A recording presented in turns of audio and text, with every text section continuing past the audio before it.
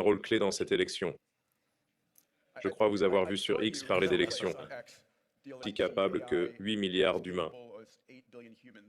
Voyez-vous toujours ce rythme?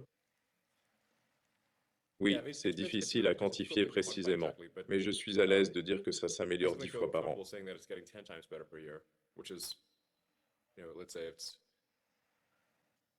Donc dans 4 ans, ce serait 10 000 fois mieux, peut-être même 100 000. Oui. Je pense qu'il pourra faire tout ce qu'un humain peut faire,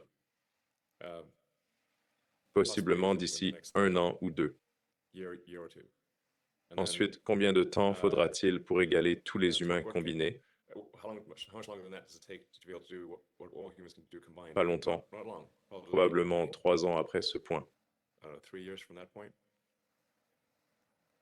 Donc vers 2028 ou 2029, quelque chose comme ça. L'autre discussion qu'on a eue, où vous étiez d'accord avec Geoffrey Hinton en ce qu'on soit fichu, vous maintenez toujours ces probabilités? Oui, on peut dire que ce sera probablement super. Et il y a une chance, peut-être 10 à 20%, que ça tourne mal. Les chances que ça tourne mal sont nulles. Globalement, on peut dire que le verre est plein à 80%, voire 90%. Une vision positive. J'aime cette progression. Hormis gérer 6 entreprises, l'IA est une menace existentielle majeure à surveiller de près.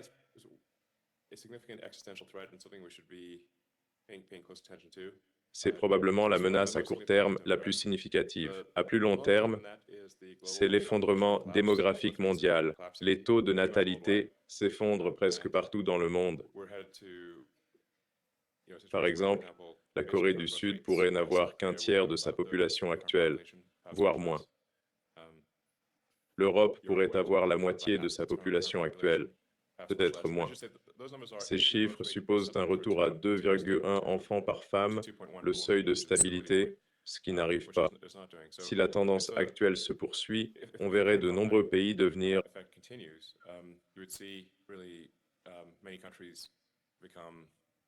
5% de leur taille actuelle ou moins en 3 générations. Je sais que vous avez fait votre part. Je dirais que c'est un problème très sérieux. Pour la plupart des pays, le taux de natalité devrait être leur priorité. Sans nouveaux humains, l'humanité disparaît. Et toutes les politiques du monde n'y changeront rien. Vous avez contribué à maintenir le taux de natalité aux États-Unis. Oui, en effet. Il faut prêcher par l'exemple. J'ai donc beaucoup d'enfants. Et j'encourage les autres à faire de même. Concernant l'IA, désolé d'être négatif, mais que faites-vous contre les 10% de risques dystopiques? Y a-t-il une action ou une réglementation que vous promouvez? Comment voyez-vous ça? Le positif se gérera tout seul? Comment se protéger des aspects négatifs? Eh bien, mon instinct sur la sécurité de l'IA est qu'il faut créer une IA cherchant la vérité au maximum, ce qui semble évident. Mais ce que je vois produit ne cherche pas la vérité au maximum. Elle tend à être formée pour être politiquement correcte. Et pour beaucoup d'IA formées dans la région de San Francisco, elles ont adopté la philosophie des gens autour d'elles, ce qui est logique. On a donc une philosophie woke, nihiliste à mon avis, qui est intégrée à ces IA.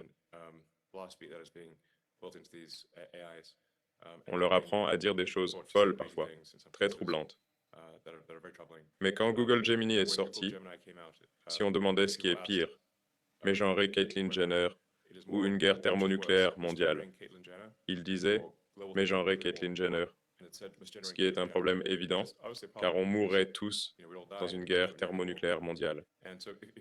Donc si vous avez une IA programmée pour ça, elle pourrait conclure que le mieux pour éviter le mégenrage est de anéantir tous les humains, rendant la probabilité d'un futur mégenrage nulle.